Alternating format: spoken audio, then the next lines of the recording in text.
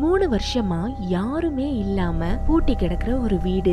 அங்க இருந்து ஒரு நாள் ராத்திரி பீஸாக்கு ஆர்டர் வருது. அந்த ஆர்டரை டெலிவர் பண்ண போன ஜான்க்கு அங்க காத்துட்டு இருந்த அதிர்ச்சி அவன் உயிரையே நடுங்க வச்சிருச்சு. செத்து போனவங்க எப்படி போன் பண்ணி பீஸா ஆர்டர் பண்ணுவாங்க? நீங்க எல்லாருமே பீஸா படம் பார்த்திருப்பீங்க. அந்த படத்துல வர மாதிரியே ஒரு உண்மை சம்பவத்தை பத்தி தான் இன்னைக்கு வீடியோல நம்ம பார்க்க போறோம்.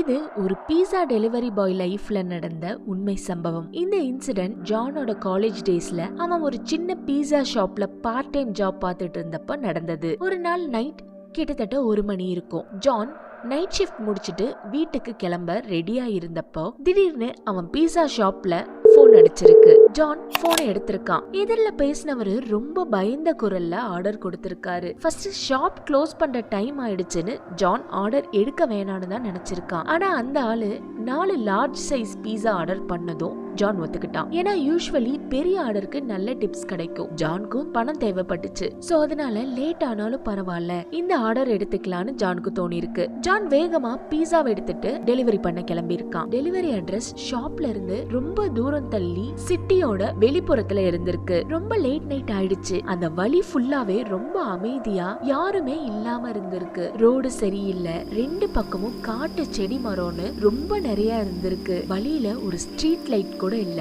அதனால எங்க பார்த்தாலும் ஒரே இருட்டு தான். கொஞ்ச நேரம் டிரைவ் பண்ணதும் ஜான் அட்ரஸ்க்கு ரீச் ஆயிட்டான். அந்த வீடு ரொம்ப பழசா பார்க்கவே வித்தியாசமா இருந்திருக்கு. அதுவும் ஒரு ஃபாரஸ்ட் ஏரியாக்குள்ள இருந்திருக்கு. அங்க ஒரு லைட் கூட எரியல. சுத்தி முத்தி பார்த்தா எந்த ஒரு மூமெண்ட்டும் இல்ல. அந்த வீடு பார்க்கிறதுக்கு வருஷ கணக்குல யாருமே இல்லாம பாலடைஞ்சு போன மாதிரி இருந்திருக்கு. வீட்டை பார்த்ததும் ஜான்க்கு கொஞ்சம் பயம் வந்திருக்கு. சோ அவன் மேனேஜருக்கு கால் பண்ணிருக்கான். சிச்சுவேஷனை எக்ஸ்பிளைன் பண்ணிட்டு கிளம்பிடலான்னு நினைச்சிருக்கான். ஆனா அவன் மேனேஜர் போன் எடுக்கவே இல்ல. ஜான்க்கு தெரியும் மேனேஜர் கிட்ட சொல்லாம 4 பீஸாவையும் திரும்ப எடுத்துட்டு போனா கண்டிப்பா மேனேஜர் கோவப்படுவாரு, சேலரியில கட் பண்ணிடுவாரு. அதனால திரும்ப திரும்ப கால் பண்ணியும் மேனேஜர் எடுக்காதனால வேற வழியே இல்லாம டெலிவரி பண்ணலான்னு முடிவு பண்ணி வீட்டுக்குள்ளார போயிருக்கான். ஜான் உள்ள போனதுமே வீட்டுக்குள்ளார ஒரு லைட் எரிஞ்சிருக்கு.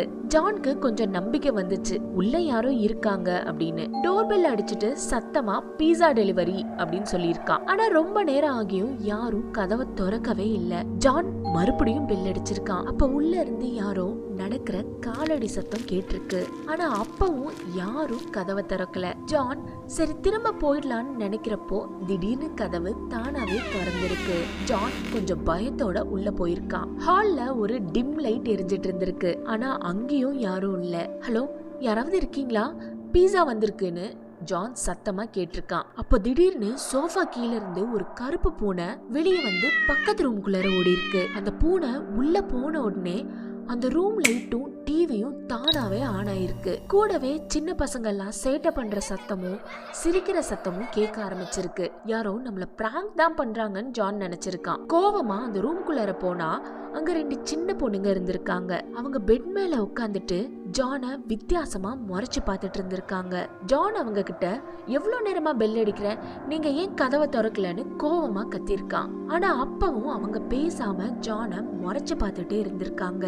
ஜான் திரும்பவும் நான் பீஸா டெலிவரி பண்ண வந்திருக்கேன், வீட்டுல பெரியவங்க யாரும் இல்லையா, பேமெண்ட் வாங்கணும்னு சொல்லியிருக்கான். சடனா அந்த பொண்ணுங்க கண்ணெல்லாம் வெள்ளை கலர்ல மாறி இருக்கு. திடீர்னு அவங்க பயங்கரமா சிரிச்சிருக்காங்க. 2 பேரும் ஜானுக்கு பின்னாடி இருக்க ஒரு டோரை கை காட்டி இருக்காங்க. ஜான் திரும்பி பார்த்தப்போ அவனுக்கு தூக்கி வாரி போட்டிருக்கு. அவன் பயத்துல கையில இருந்த 4 பீஸா பாக்ஸையும் கீழே போட்டுட்டான். ஏன்னா அவனுக்கு முன்னாடி ஒரு பயங்கரமான பொண்ணோட உருவம் நின்னுட்டு இருந்திருக்கு. இத பார்த்த உடனே ஜான் பயத்துல நடுங்க ஆரம்பிச்சிட்டான். எப்படியோ உயிரை காப்பாத்திக்கிட்டா போதும்னு பைக் பக்கம் ஓடி இருக்கான். அந்த பொண்ணும் அந்த 2 சின்ன பொண்ணுங்களும் வீட்டு வாசல்ல நின்னு அவன் ஓடுறத பார்த்துட்டே இருந்திருக்காங்க. ஜான் கொஞ்ச தூரம் தான் வந்திருப்பான். திடீர்னு பைக் பிரேக் டவுன் ஆகுற மாதிரி ஃபீல் ஆகிருக்கு. சடனா பைக் கிர்னு சத்தம் போட்டு நின்னு போயிருச்சு. பயந்து போய் அவன் இறங்கி பார்த்தா பைக் டயர் பஞ்சர் ஆகி இருந்திருக்கு. பயத்துல போலீஸ்க்கு கால் பண்ணி ஹெல்ப் கேட்டிருக்கான். சுத்தி முத்தி பார்த்தப்போ பைக்கோட ரியர் வியூ மிரர்ல அவன் பார்த்த விஷயம் அவனை கொலை நடுங்க வச்சிருச்சு. பைக்குக்கு பின்னாடி அந்த பொண்ணும் அந்த 2 சின்ன பொண்ணுங்களும் நின்னுட்டு இருந்திருக்காங்க. 3 பேரும் மெதுவா ஜானை நோக்கி வர ஆரம்பிச்சிருக்காங்க.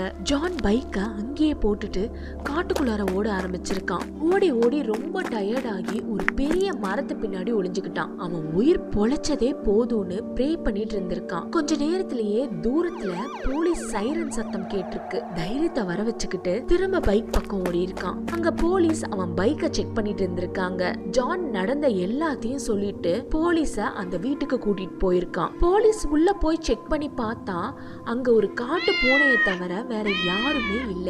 மறுநாள் காலையில தான் ஜான்க்கு உண்மை தெரிஞ்சிருக்கு. அந்த வீடு கடந்த 3 வருஷமா யாருமே இல்லாம பூட்டி கிடந்திருக்கு. 3 வருஷத்துக்கு முன்னாடி அங்க ஒரு அம்மாவும் 2 பொண்ணுங்களும் இருந்திருக்காங்க. திடீர்னு ஒரு நாள் யாரோ அவங்கள மர்டர் பண்ணிட்டாங்க.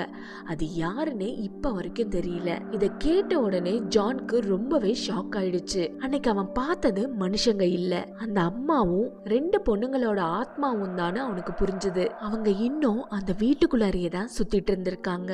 ஆனா ஜான்க்கு இன்னும் புரியாத ஒரே விஷயம் தான், அந்த போன் காலை பண்ணது யாரு, அந்த போன் கால் பண்ணது யாரா இருக்கும் நீங்க நினைக்கிறீங்க அப்படிங்கறத கமெண்ட்ஸ்ல சொல்லுங்க.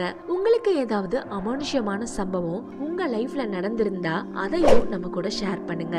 இந்த மாதிரி இன்னும் நிறைய வீடியோஸ்க்கு மறக்காம நம்ம சேனலை சப்ஸ்கிரைப் பண்ணிக்கோங்க.